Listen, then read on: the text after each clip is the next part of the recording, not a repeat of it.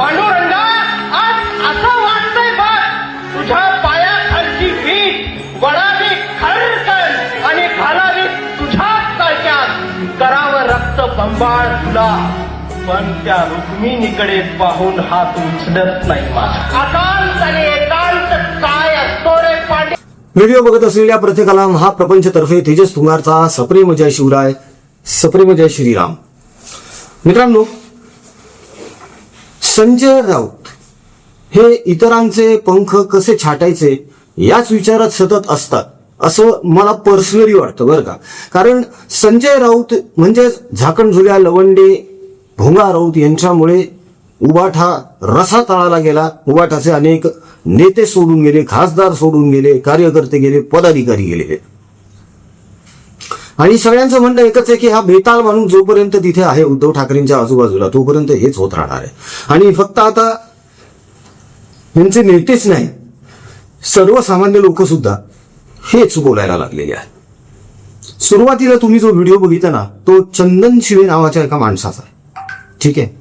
आता हा चंदन शिवे सुद्धा सुषमा अंधारे यांच्यासारखाच चळवळीतून आलेला आहे.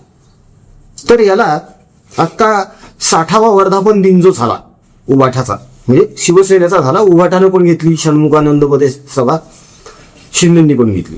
त्या 60व्या वर्धापन दिनाच्या निमित्ताने राऊतांनी या चंदन शिवेला तिथे भाषणाला उभं केलं. तो तिथे भाषणाला उभा राहिला. मग त्यानं टीकास्त्र सुरू केलं भाजपवर, राष्ट्रवादी काँग्रेस, अजित पवार गटावर, देवेंद्र फडणवीसांवर, एकनाथ शिंदेंवर.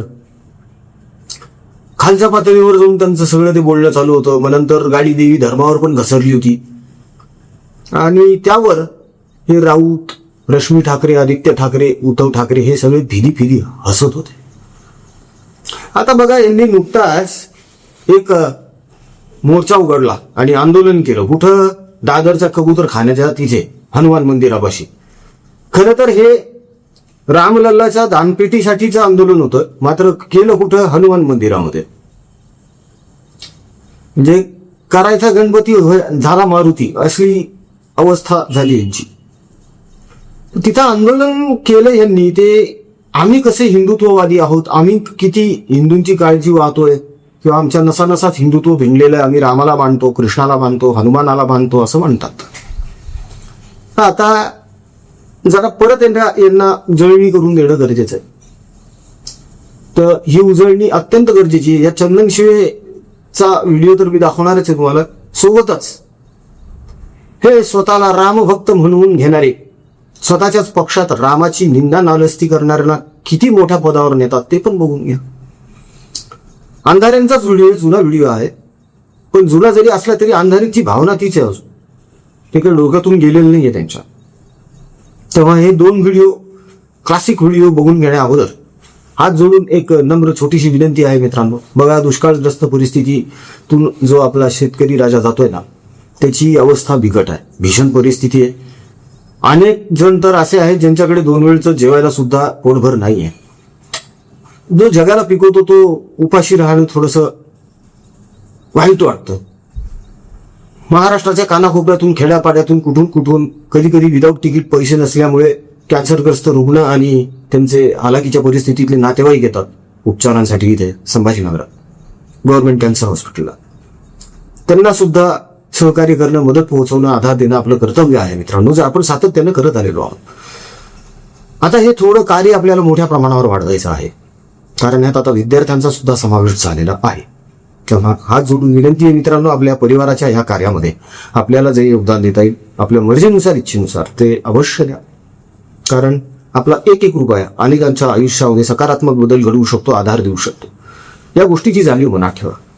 आणि दिल्या गेलेल्या जीपे फोनपे क्रमांकावर आपल्या इच्छेनुसार, मर्जीनुसार आपल्याला जे योगदान देता येऊ शकतं ते निश्चित द्या. ट्रान्झॅक्शनचा स्क्रीनशॉट व्हॉट्सअपवर नक्की ठेवा, म्हणजे त्याची रिसिप्ट बनवता येईल, ट्रॅक रेकॉर्ड ठेवता येईल आणि आपलं योगदान आपण नेमकं कसं कुठे वापरत आहोत हे सुद्धा आपल्याला पर्सनली कळवण्यात येईल. तेव्हा माणुसकीचं दर्शन घडवत त्या लोकांना आधार देण्यासाठी पुढे या, इतकीच विनंती. आता बघून घेऊया. आधी चंदन शिवेचाच व्हिडिओ बघू आणि मग बॅक टू बॅक अंधारीबाई. बघ,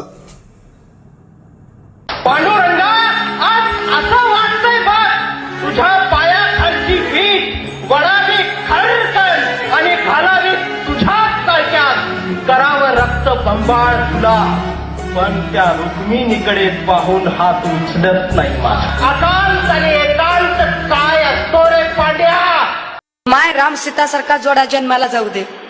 तुम्ही आपली म्हणेल बाई मला रामासारखा नवरा काही परवडत नाही. 7 महिन्याच्या गरोदर सीतामाईला जो जंगलात सोडून देतो, असा नवरा कुणाला चालेल जो गरोदर बायकोला जंगलात सोडून देईल आणि एका क्ष माणसाच्या सांगण्यावरून बायकोवरती संशय घेईल? बरं, विशेष रामायण बघणारे, ऐकणारे, सांगणारे, रामायणावर मालिका बनवणारे किंवा रामायण ही मालिका मिटक्या मारत बघणारे यांच्यापैकी एकाच्याही मनात हा प्रश्न निर्माण होत नाही की रामाच्या मनात शंका आली एका क्ष माणसाच्या, मी जाणीवपूर्वक जातीचे उल्लेख टाळते, एका क्ष माणसाच्या सांगण्यावरून रामाच्या मनात शंका आली की 14 वर्ष सीता तिकडे एकटी होती. परंतु काय अशी शंका कधी सीतेच्या मनात आली नसेल का? रामराव, काय मला एकटीलाच विचारता बरं सारखं सारखं की 14 वर्ष तिकडे होतीस, एकटी होतीस? अहो रामराव, 14 वर्ष मी इकडे लंकेत असताना तुम्ही पण तिकडं जंगलात शबरी सोबत उष्टे बोरं खात फिरतच होतात की. मग तुमचं काही कुठं हमने तुमको देखा, तुमने हमको देखा, रामराव कुछ हुआ की नाही? सीता प्रश्नच विचारत नाही. किंबहुना स्त्रियांनी प्रश्न विचारू नये याचं एक सूचक संकेत या सगळ्या महाकाव्यात दडलेला असतो. म्हणजे इथल्या स्त्रियांना शूद्रांपेक्षा सुद्धा अतिशूद्रांची वागणूक देण्याचा जो रिवाज त्या रामाने घालून दिला तो राम आम्ही मानणार नाही. ते रिडल्स इन हिंदुइझम मध्ये सांगितलं. मी कृष्णाला मानणार नाही. काय करायचा कृष्ण? बायकांची कपडे पळवायचा, बायका आंघोळीला बसल्या तर त्यांना चोरून बघायचा, बायका कुठे काही बाजार बिजारला गेला तर त्यांना छेडायचा. आणि मग ईश्वराचं अस्तित्व सगळीकडे आहे. जर हिरण्यकश्यपाने लाथ मारल्याबरोबर खांबातनं देव आला म्हणजे देव सगळीकडे आहे. आणि हे जर मान्य असेल कट्टर हिंदुत्ववादी असणाऱ्या गल्ली बोळातनं फिरणाऱ्या शेंबड्या पोरांना आणि चळ भरलेल्या म्हाताऱ्यांनाही हे मान्य असेल तर मग राम अयोध्येतच जन्मला हा वाट कशासाठी घालताय? म्हणा की राम सगळीकडे आहे, अयोध्येतच. तर या चंदन शिवेनं एकदा भाषण करत असताना असं भाषण केलं की पार विठ्ठला तुझ्या पायाखालची वीट कर ओढून काढावी आणि तुझ्याच डोक्यात घालावी असं वाटतं. मात्र रुक्मिणीकडे बघून मन धजावत नाही. काय विचार आहेत, वा वा वा. अरे बाबा, पण का घालावी वाटली तुला त्याच्या डोक्यात वीट? असं काय वाईट केलं विठ्ठलानं तुझं? ज्या पांडुरंगाच्या केवळ नाम मात्र दर्शनात जीव सुखावतो त्याच्या डोक्यात यांना विटकरी घालायच्या. ही यांची विचार करण्याची पद्धत आहे. हे चळवळीतून येतात. ही चळवळ नाहीये, ही वळवळ आहे. खरंच हीच वळवळ आहे. पुढे जाऊन सुषमा अंधारे काय बोलतात की राम मर्यादा पुरुषोत्तमच नव्हता आणि असा नवरा नको बाई जो बायकोला वनवासात पाठवेल किंवा सोडून देईल एका क्ष माणसाच्या सांगण्यावरून. नेमकं काय प्रकरण आहे यांना माहिती तरी आहे का? यांनी कधी रामायण वाचलंय का, बघितलंय का, ऐकलंय का? अजिबातच नाही. यांना कुठल्याच गोष्टीची कल्पना नाहीये. अग्निपरीक्षा देण्यासाठी सीतामाई स्वतः तयार झालेल्या होत्या. मूळ रामायण काढून बघा, त्याच्यामध्ये सगळे दाखले आणि उल्लेख आहेत. अंधारेबाई म्हणतात राम आणि कृष्ण थोतांड आहे म्हणून. मग तुम्ही कोण आहात? तुम्ही तो थोरांडाच्या कोळीकडे आहात. कारण तुम्हीच घाणाघाती घाणेरडी टीका केलेली आहे आधी धर्मावर, देवी देवतांवर, नवरात्रीवर सुद्धा. काय तर म्हणे बायका जीवाला खात नाही. आई बसली, आई बसलीची बायकी बुरडली ना, कितीतरी व्हिडिओ केला त्याच्यावर मी. सुषमा अंधारेंचा हा प्रवास बघा कसा झालाय, आई बसलीपासून बाई रडलीपर्यंत. आणि हे केवळ कशामुळे झाले तर यांना यांची पाप आडवी चालली येत आता. आणि हे सगळे असे हिंदू द्वेष्टे यांनी जवळ केलेत आणि ढोंग करू लागले की रामापती आमची किती भक्ती आहे, आम्ही हनुमान चालिसा म्हणणार वगैरे वगैरे वगैरे. बघितलं आम्ही तिथं काय झालं. उद्धव ठाकरे म्हणतात की मला शेंडी जाणवायचं हिंदुत्व नकोय. अरे स्वतःला कुठे येतं? हनुमान चालिसा म्हणता, मारुती स्तोत्र म्हणता, शेंडीवालेच बोलवावे लागले ना तिथे पठण करण्यासाठी. तोंड वर करून ते संजय राऊत आधी बोलायचे मारुती स्तोत्र आम्हाला शिकवायची गरज नाही, आम्ही म्हणून दाखवतो. भीमरूपी महारुद्र वज्र हनुमान मारुती वनारी अंजनी सुता रामदूता प्रभंजना. गप बसले त्याच्यानंतर 2 ओळी बोलून. का? म्हणून दाखवायचं असतं ना पूर्ण. जितेंद्र आव्हाड सारखंच केलं यांनी. मागे एकदा जितेंद्र आव्हाड बोलले होते, महाभारत मला तोंडपाठ आहे म्हणून, भगवद्गीता मला तोंडपाठ आहे म्हणून, यदा यदा शी धर्मस्य.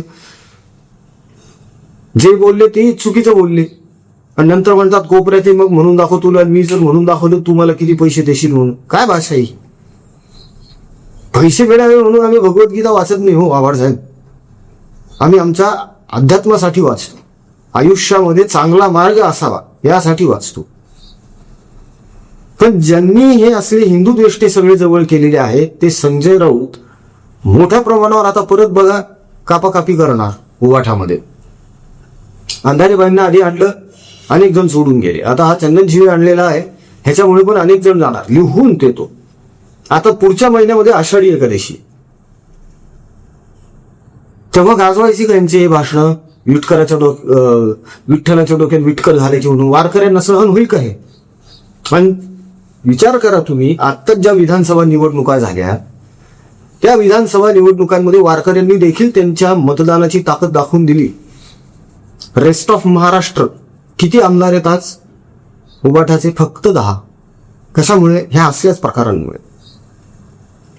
आणि आता जर हा असा विटकर घालणारा जर येणार असेल, विठ्ठलाच्या पायाखालची वीट ओढण्याची भाषा करणारा जर आता उबाठामध्ये नेता बनणार असेल, संजय राऊतनं आणलेलं ह्याला विशेष म्हणजे शंका मनामध्ये अशी येते की संजय राऊत यांनी सुषमा अंधारेचे पंख छाटण्यासाठी जे चंदन शिवेला आता बोलवलेले आहे.